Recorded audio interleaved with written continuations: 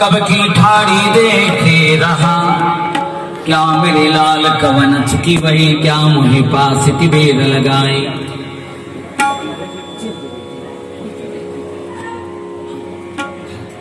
अरे बाबू दीदी के लिए उच्च दे दो।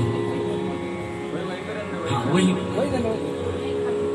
हाँ हाँ हाँ ये ले ले ले ले नहीं बैठ बैठ।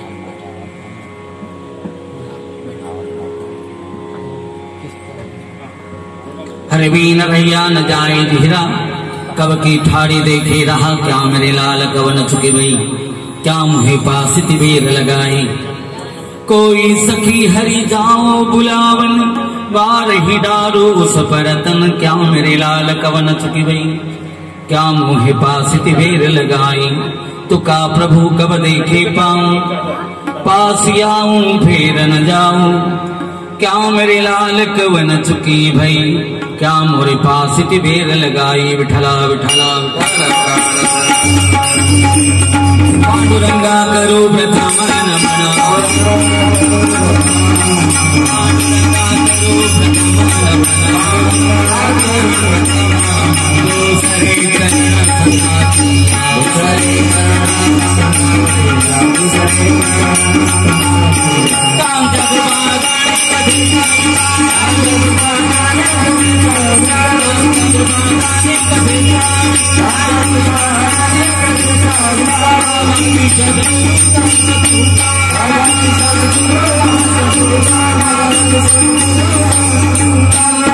आत्मरूप गणेश स्मरण सकल विद्येचे आदिकरण तेचे वंदोचे करण से गुरुंचे दया चेणी आठवे शब्द श्रुति अंगवे सारसतागवे जिवेशे वक्तृत्व गूढपणी अमृताचे पारोमणे रसभूती ओळगणे अक्षराशी बाबाचे अवतरण अवतरवित निज खूण हाता चढे संपूर्ण तत्वबोधे ते नमस्कारो आता।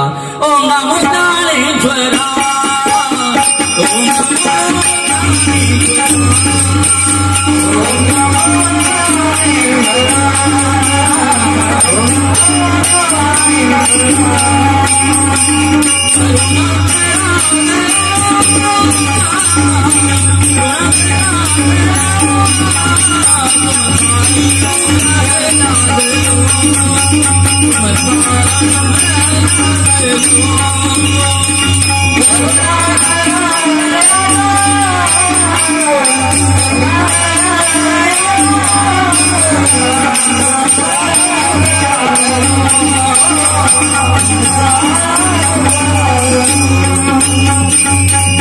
तुमचा अनुग्रहलागलो पावन झालो चराचरी, हरि बीन रहिया न जाए जिहिरा, कब की ठाड़ी दे के रहा, क्या मेरे लाल कवन चुकी भई, क्या मुहे पास तिबेर लगाई। आज का बड़ा सुहावना दिन है। आज हम कुछ लेने के लिए यहाँ पर आए हैं।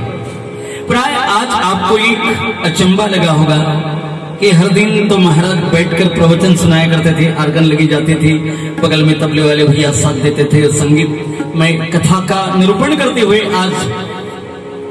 आज तक हमें कथा सुनाई। और आज क्यों थोड़ा सा मॉडिफिकेशन कर लिया, आपको कुछ नया परिचय देने के लिए। महाराष्ट्र का जाना माना संप्रदाय है वारकरी वैष्णव संप्रदाय। इसके आचार्य संत पुंडलिक जी महाराज और इसके प्रचारक जिन्हें कहा जाता है। जैसे अगस्ती महामुनि के कारणवश तमिल भाषा अपने देश और दुनिया को मिली, वैसी महाराष्ट्र की पद्यात्मक और गद्यात्मक दोनों भाषाओं का उगम जिस संत की वाणी से हुआ उनका नाम है संत ज्ञानेश्वर जी महाराज। इतिहास में ऐसा वर्णन आता है कि कभी यहाँ पर बहुत बड़ा यज्ञ ईस्वी सन 1190 में आयोजित किया गया था। महाराष्ट्र के संत संकीर्तन गाते गाते जब काशी क्षेत्र में आए तो ये यज्ञ का अग्र पूजा का मान किसे दिया जाए, इसलिए कोई हथनी के संग में ऐसी फूलमाला दी गई। ये संतों की टोली आकर यहीं पर गंगा जी के किनारे बसी थी। हथनी आई और 16 साल का युवक महाराष्ट्र का संत ज्ञानेश्वर उनके गले में एक साथ माला डाल दी। सारा विश्व अचंभे में हो गया कि ये नन्हा सा बेटा 16 साल का 80-80 साल के देश दुनिया के बड़े बड़े विद्वान और अग्र पूजा ये कैसे करवाएगा। संत ज्ञानेश्वर महाराज जी ने जब उस पूजा का अग्रभार संभाला तो सारी दुनिया आश्चर्य करने लग गई कि ये तो स्वयं परमात्मा विष्णु का स्वरूप है। विठला विठला विठला। थोड़ा सा उन्हीं के हाथ का जो संप्रदाय है, चैतन्य संप्रदाय, आनंद संप्रदाय, स्वरूप संप्रदाय, इन सभी का मेल करते हुए परम शैव महाविष्णु परमात्मा परम वैष्णव भगवान शिव जी के दरबार में संकीर्तन गाने लगते। ये दरबार परम वैष्णव भगवान शिव जी का है। हमें लगता है कि महादेव जी का दरबार जयकार तो यहाँ पर शिव जी का ही होना चाहिए, ऐसा नहीं। दरबार यदि शिव जी का है जय जयकार विष्णु जी का करो, दरबार विष्णु जी का है तो जय जयकार शिव जी की करो। क्यों? शिव जी परम वैष्णव है। विठला विठला विठला। परंपरा ऐसी है। तो उन्होंने जब आध्यात्मिक ज्ञान का आदान प्रदान करने का एक संगीत का वातावरण चुना तो एक वाद्य स्वीकार कर लिया। मृदंग यहाँ पर तबला लिया है, कुछ कारणवश साहित्य हम साथ में लेकर नहीं आए। ताल देने के लिए एक ताल, लेकिन इस तरह का एक वीणा ले लिया, तंतवाद्य वीणा, धातुवाद्य ताल और चर्मवाद्य मृदंग, और इन 3 संगीत के साहित्य के साथ ऐसी क्रांति की कि ब्रह्म ज्ञान सारे जगत को बढ़ाया। आज का अंतिम दिन है तो अंतिम दिन का विषय क्या होना चाहिए, इसलिए उन्होंने एक सिलेक्ट किया, एक सब्जेक्ट कंपल्सरी सिलेक्ट किया। It is compulsory for the each and every Vaishnav. क्या?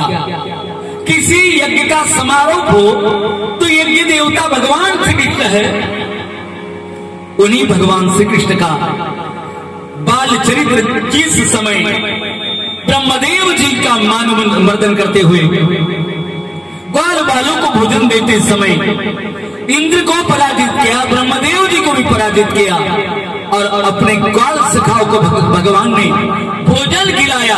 वही भोजन का प्रसंग सुनाते हुए यज्ञ का समारोह करे। ऐसा वर्णन, ऐसी एक मान्यता और ऐसा एक नियम परम वैष्णव सभी संतों ने बनाया और उसी परंपरा का अनुकरण करते हुए वही चरित्र का गान करते हुए आपको सुनाते हुए उन्हीं के हाथों से हम प्रसाद लेंगे। विठला विठला विठला।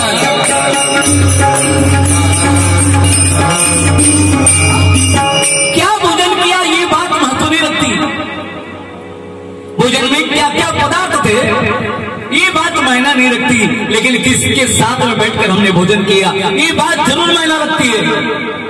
क्या जी कहां गए थे? Recently I am coming from Lucknow, Lucknow से आ रहा हूं जी। अरे क्या किया?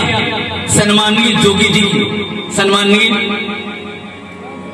योगी जी है ना, उनके साथ में बैठकर भोजन का आनंद लिया। क्या भोजन पाया? अरे वो तो स्वयं योगी जी है, आड़ा तेड़ा तो कुछ खाते ही नहीं, दाल रोटी खाते हैं, यूपी की सेवा करते हैं, तो उनके साथ दाल रोटी का भोजन कर लिया। भोजन क्या किया ये मायना नहीं रखता, लेकिन किसके साथ हमने भोजन पाया ये जरूर मायना रखता है। आज ये पंगत संतों की है और यहाँ का वर्णन है। सहजी ब्रह्म रसाचे पारणे केली अर्जुना लागी नारायणी कितेची अवसरे पावनी पातलवामी।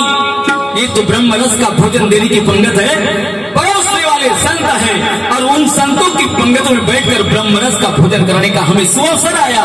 वो ब्रह्म रस यानी वर्तमान में जो कही जा रही कथा है वही कथा है। विठला विठला।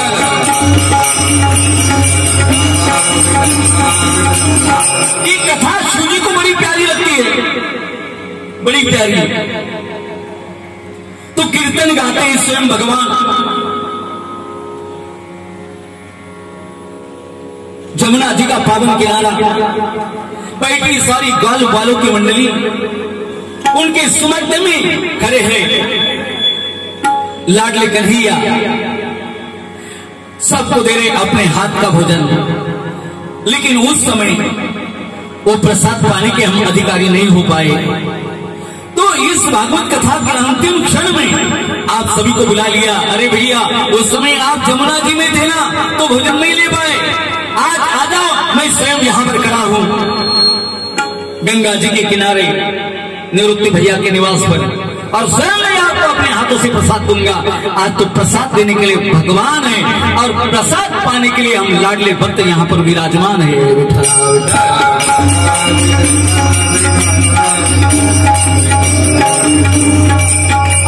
बहुत बड़ी गौरव की बात है यदुकुल के लिए। यदुकुल शिरोमणि श्याम सुंदर कृष्ण परमात्मा सारे विश्व का गुरु जी ने माना जाता है।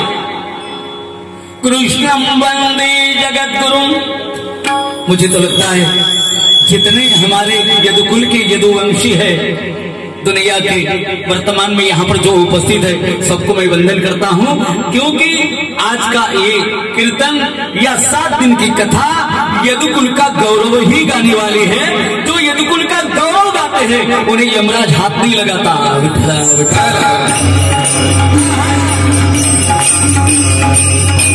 इसलिए ऐसा लगता है जितने यदुवंशी है, चाहे आरा तिलक लगाओ या खड़ा तिलक लगाओ, लेकिन लगाना है जी। कभी तिलक में झगड़ा बन जाता है। हाँ, आपने आरा क्यों लगाया, आपने खड़ा क्यों लगाया, झगड़ा मत करो, दोनों एक ही है। समय कम है, एक आधा घंटे का समय मेरे पास बचा है। संकीर्तन और प्रवचन सुनाने के लिए मैंने जो एक अभिंद नियुक्त किया वो जगत गुरु संत तुकाराम जी महाराज का है, हिंदी पद।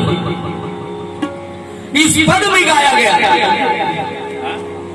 ए श्याम सुंदर भक्ति कैसे करे।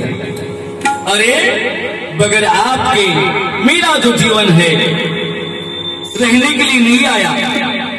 जल के बाहर यदि पानी, जल के बाहर यदि मछली निकाल ली तो कुछ ही क्षण के भीतर वो मर जाती है।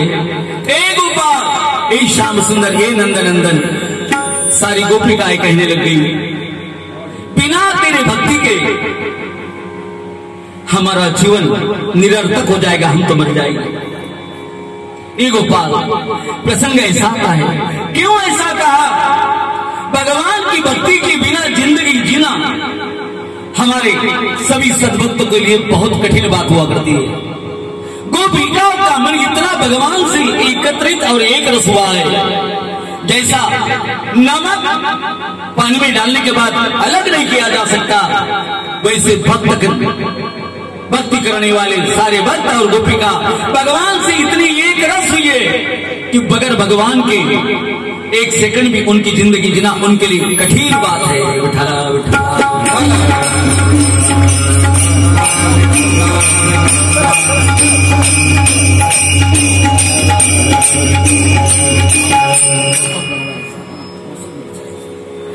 एक सेकंड भी उनके लिए जिंदगी जीना कठिन हो जाता है। गोपाल, प्रसंग ऐसा आया, श्याम सुंदर श्री कृष्ण परमात्मा को गोकुल से लेकर, को कमी करूं दे मुझे, गोकुल से लेकर या श्री राम वृंदावन से लेकर मथुरा में जब जाने लगे, सारी सखियां आई, अक्रूर जी से कहने लग गई, ए अक्रूर जी, हमारा नंद नंदन थोड़ा सा ही को, हाँ, क्यों लेकर जा रहे हो? बस ये तो हमारा प्राण है, बगैर श्याम सुंदर के हमारी जीवन अधूरी है, जीवन यात्रा अधूरी है, मत लेकर जाओ। आखिरकार भगवान चले गए, उनको कार्य करना था दो पद्धति से, यथाव्रज गोपिकानाम, गोपिकाओं के साथ और ग्वाल वालों के साथ भगवान ने ऐसा नाटक किया भक्ति का, कि भक्ति का वो नाटक करते करते परमात्मा उन ग्वाल सखा और गोपियों के साथ में इतने गुरु मिल गए, कन्हैया के बगैर उन्हें एक सेकंड की भी चैन नहीं आती। ऐसा उनका कलेजे का टुकड़ा चला गया। श्री राम मथुरा स्वयं युवराज बनते हैं मथुरा, नरेश कंस का वध करने के पश्चात श्री गुरु की अध्ययन करने के लिए जाते हैं। 60 दिन के भीतर में सारा ज्ञान प्राप्त करते हुए पुनः मथुरा आते हैं। मथुरा आने के बाद एक दिन सिसक कर मेरा श्याम रो रहा है। रात्रि 10 बजे का समय होगा। उद्धव जी पूछने लगे, गोपाल क्या हुआ आपको, क्यों रो रहे हो? भगवान ने स्वयं बोल दिया, मैं रोता नहीं उद्धव, मुझे रुलाया जा रहा है। यदि मेरी आंखों के इन आंसुओं को पूछना चाहते हो तो श्री धाम वृंदावन जाकर मेरे लिए दिन रात मेरी सखिया रो रही है, उनका रुदन बंद करो तो मेरी आंखों के आंसुओं का रोना बंद हो जाएगा। इसका मतलब यही है, जो भक्त जितना भगवान के लिए रोता है उस भक्त के लिए परमात्मा उतने ही रोते हैं जितना भक्त रोता है। विठला विठला विठला।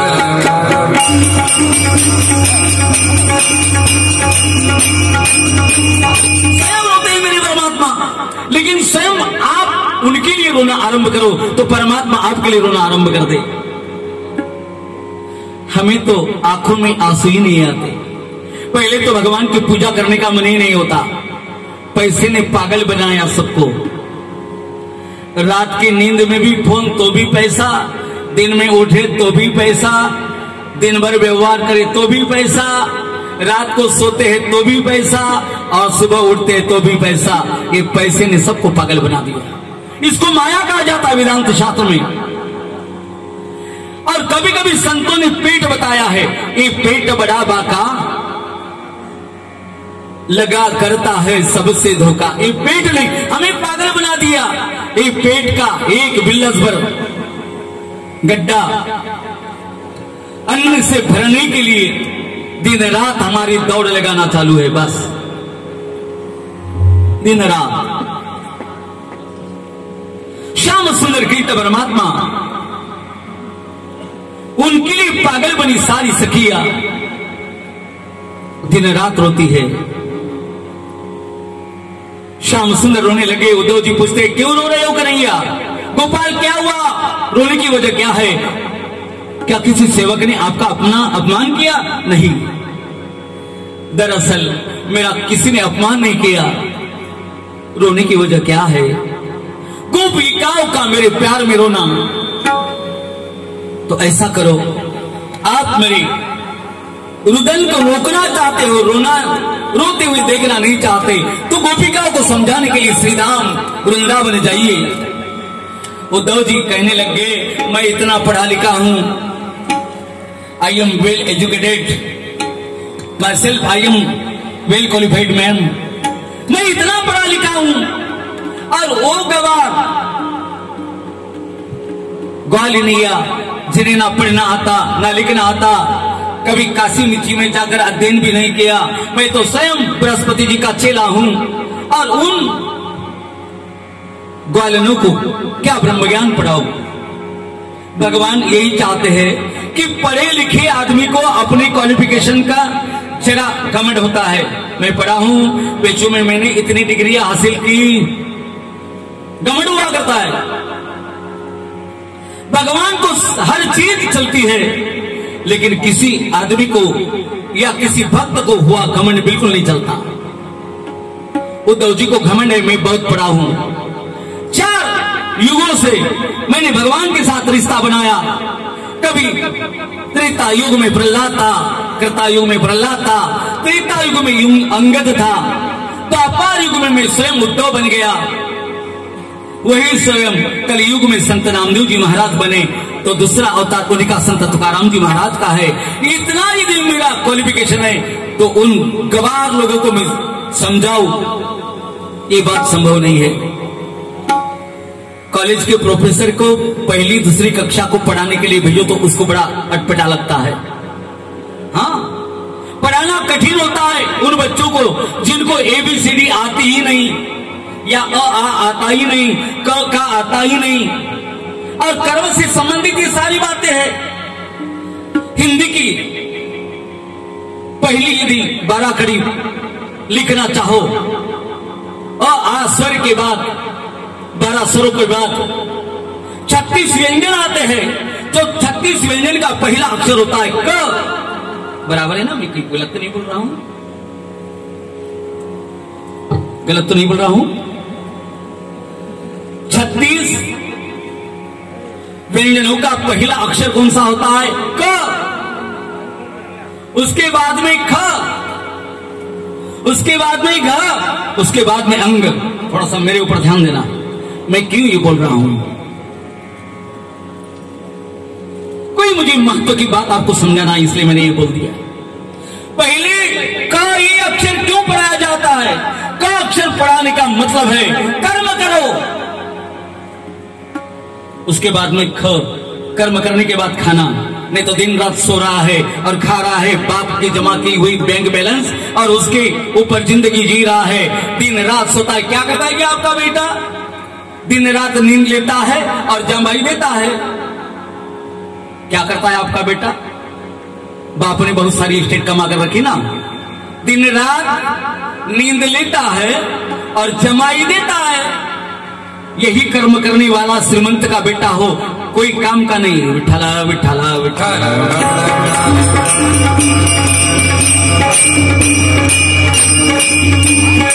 कर्म करो। कर्म करने के बाद खाने का आपको अधिकार है, इसलिए खा। लेकिन कर्म न करते हुए तू खाएगा, तेरा पैर स्लिप हो जाएगा, दुनिया में तू कहीं का नहीं रहेगा। इसलिए घसरेगा तू। लेकिन ये करते हुए तुझे घमंड नहीं आना चाहिए, इसलिए यदि खाते खाते कर्म ना करते हुए तूने खाया, तुझे घमंड भी आ गया, तू जरा घमंडी बन गया।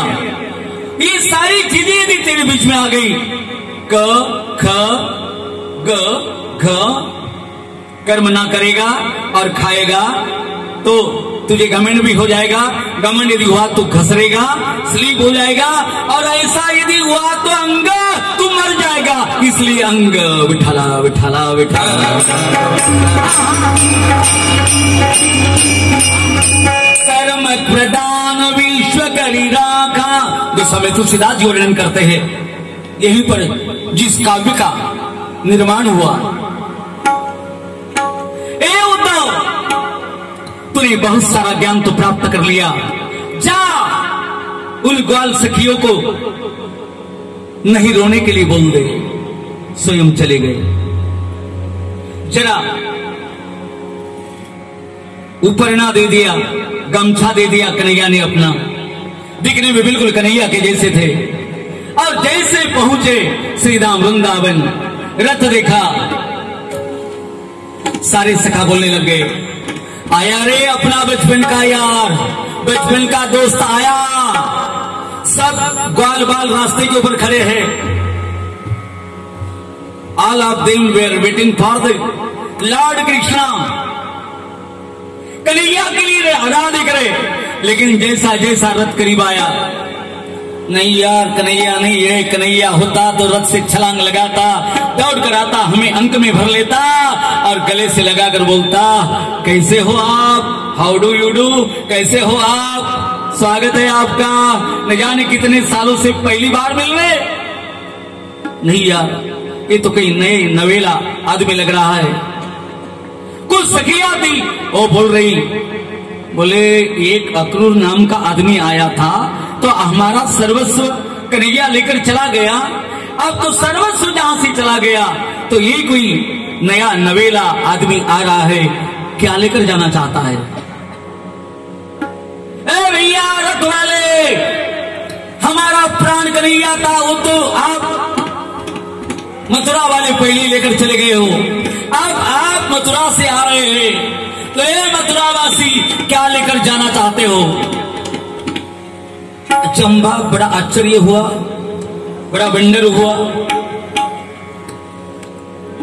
उद्धव जी बोले इनको मैं जवाब क्या दूं, मैं तो किसी अलग मकसद से आया था, भगवान का पत्र लेकर आया हूं, मकसद मेरा आने का कोई अलग था, लेकिन मेरी ओर देखकर देखने का इनका कोई अलग तरीका लगता है।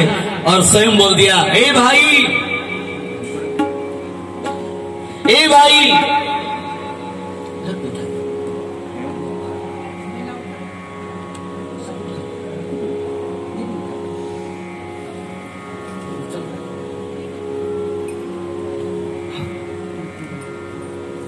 तुलसी दल डाल के पानी। ए भाई महाराज उद्धव जी स्वयं पूछने लगे ग्वाल वालों से, ए भाई नंदराज का मकान कहां पर है? नंदराज का मकान कहां पर है? बड़ी बड़ी पानी की कैरिया बह रही थी, पानी की कैरिया। उद्धव जी से जवाब देते हुए बोलने लग गए स्वयं वृंदावनवासी कन्हैया के सखा, ए भैया मथुरा वाले, ये पानी की कैरिया बहती है ना बहुत सारी, इनमें से जो बड़ी कैरिया है, सबसे बड़ी जो कैरी है पानी का बहता हुआ दांड, उसको हम कैरी बोलते हैं। क्या बोलते हैं इधर में? हाँ, ये कोई कुएं से निकाला हुआ, गहरे कुएं से निकाला हुआ पानी किसी खेत की सिंचाई के लिए भेजा जा रहा है, ऐसा नहीं है। जिस दिन से कन्हैया वृंदावन छोड़कर मथुरा आया है, उसी दिन से वृंदावनवासी कन्हैया के लिए दिन रात रो रहे हैं। उनकी आंखों से निकलने वाली जलधाराओं से पानी की क्यारियां बहने लग गई। इसमें से जो सबसे बड़ी जलधारा है वो स्वयं जलधारा कन्हैया जाने के कारण महाराज नंद और नंद रानी की आंखों से निकलने वाली आंसू की धारा से बनी है।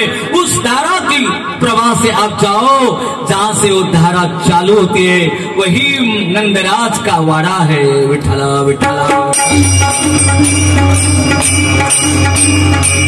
पहुंचे, महाराज नंद रानी से बोलने लग गए, मां नंद रानी, मैं कन्हैया का सखा उद्धव आया हूं। सखा हुआ तो मेरा लाला मेरी याद करता है? हाँ मां याद करता है, ऐसा नहीं, दिन रात रोता है, दिन रात रोता है। और रोने वाला कन्हैया आपको याद करता है, पत्र लेकर आया हूं मैं उनका। मां बताने लग गए, अरे जाने दो, हमारा रोना तो छोड़ दो। भाई जी बैठ जाओ, हमारा रोना छोड़ दो, लेकिन हमसे कई गुना श्याम सुंदर के जाने के बाद गोपिकाओं का रोना अभी तक बंद नहीं हुआ। इतने में कोई सखी दौड़ कर आई और कहने लग गई, कोई सखी गोपिका कहने लग गई, ए सुनते हो क्या? क्या लेकर जाने के लिए आए हो? कन्हैया के बहाने आया था, हमारा प्राण और सर्वस्व लेकर चला गया, अब हमारी बात देने के लिए कुछ बाकी नहीं है। बोलो क्या लेकर जाने के लिए आए हो? उद्धव जी ने स्वयं का परिचय करवाया, परिचय दिया। उस सखी बोलने लगी, हम तो रोती है, इसमें कोई बात नहीं, लेकिन हमारे से कई गुना ज्यादा शाम मिलन के लिए दिन रात रोती है, और उस शख्स का नाम है राधा। विठला विठला